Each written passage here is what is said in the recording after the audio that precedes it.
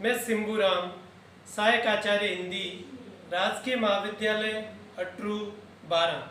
प्रिय विद्यार्थियों, इस वीडियो में हम रासो साहित्य का अध्ययन करेंगे, जिसके अंतर्गत रासो साहित्य की प्रमुख प्रवृत्तियाँ या सामान्य विशेषताएं और प्रमुख रासो काव्यों का विस्तार से अध्ययन करेंगे। पहले प्रमुख प्रवृत्तियाँ। वीर व श्रृंगार रस निरूपण। रासो काव्य में वीर व श्रृंगार रस का अद्भुत सम्मिश्रण हुआ है। वीर रस का तो इतना सुंदर परिपाक हुआ है कि कदाचित परवर्ती हिंदी साहित्य में वीर रस का इतना पुष्ट रूप मिलना दुर्लभ है। उस समय युद्ध का बाजार चारों ओर गर्म था। आबाल वृद्ध में युद्ध के लिए एक अदम्य उत्साह था। युद्ध का मूल कारण नारी को कल्पित कर लिया गया, अतः श्रृंगार का भी इस साहित्य में जमकर वर्णन मिलता है। इस प्रकार रासों के अंदर वीर और श्रृंगार दोनों रसों का सुंदर निरूपण हुआ है। दूसरा, युद्धों का सजीव वर्णन। युद्धों का वर्णन इन ग्रंथों का प्रमुख विषय है और यह वर्णन इतना सजीव बन पड़ा है कि कदाचित संस्कृत साहित्य भी इस दिशा में इन काव्यों की होड़ नहीं कर सकता। इन काव्यों में युद्धों का वर्णन अत्यंत ही मूर्तिमान बिंबग्राही रूप में हुआ है। चारण कवि केवल मसीजीवी नहीं था, करवाल ग्राही भी था, अर्थात युद्ध में आवश्यकता पड़ने पर वह तलवार भी स्वयं उठा लेता था। आवश्यकता पड़ने पर स्वयं भी समर स्थल में जूझा करता था और युद्ध के विकट दृश्यों को अपनी खुली आंखों से देखा करता था। इन चारण कवियों ने युद्धों के कारण के लिए किसी न किसी स्त्री की कल्पना कर ली थी और उसकी प्राप्ति के लिए युद्ध हो जाया करते थे। ये उस समय की एक प्रचलित परिपाटी थी। अगला बिंदु, संकुचित राष्ट्रीयता। चारण कवियों ने अपने आश्रयदाता की प्रशंसा का मुक्त कंठ से गान किया है। जीविका प्राप्ति के लिए उसे अनधिकारी राजाओं और सामंतों की भी प्रशंसा की है। भट्ट केदार ने जयचंद प्रकाश लिखा तो मधुकर भट्ट ने जय मयंक जस चंद्रिका नामक ग्रंथ लिखे। यह ग्रंथ जयचंद की प्रशंसा में लिखे गए। उस समय राष्ट्र शब्द से समूचे भारत का अर्थ नहीं लिया जाता था, बल्कि अपने अपने प्रदेश एवं राज्य का ही अर्थ ग्रहण किया जाता था।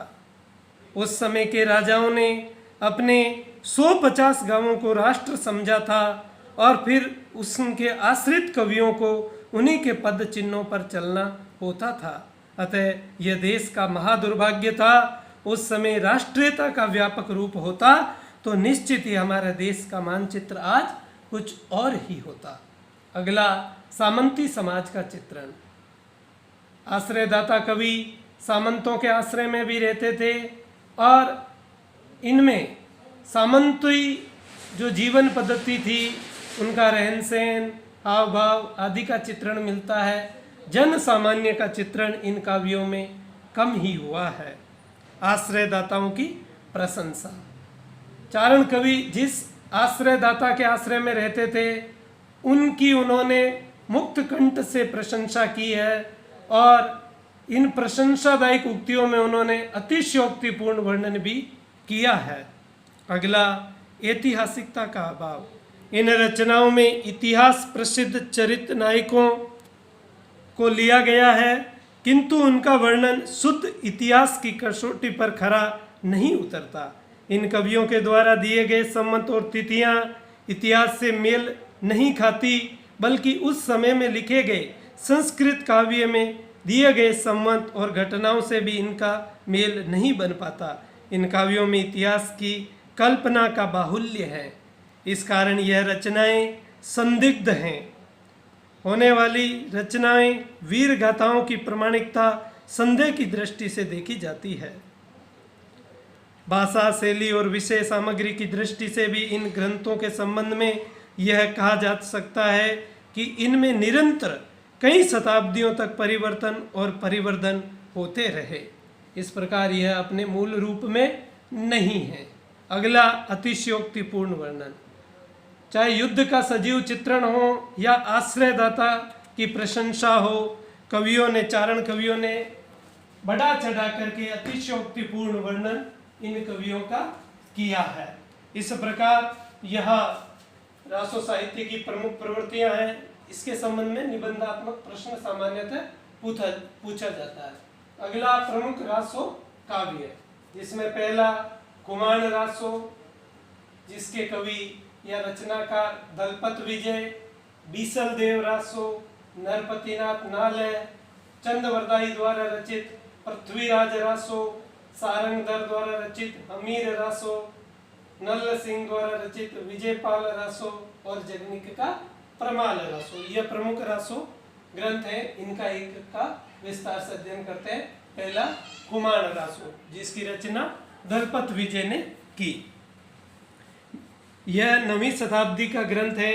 मेवाड़ के राजा कुमाण द्वितीय के युद्धों का चित्रण इसमें किया गया है। इसमें 17वीं शताब्दी के चित्तौड़ नरेश, राज सिंह तक के राजाओं का वर्णन मिलता है। दूसरा बीसलदेव रासो, यह एक खंड काव्य है, श्रृंगार रस प्रधान काव्य है।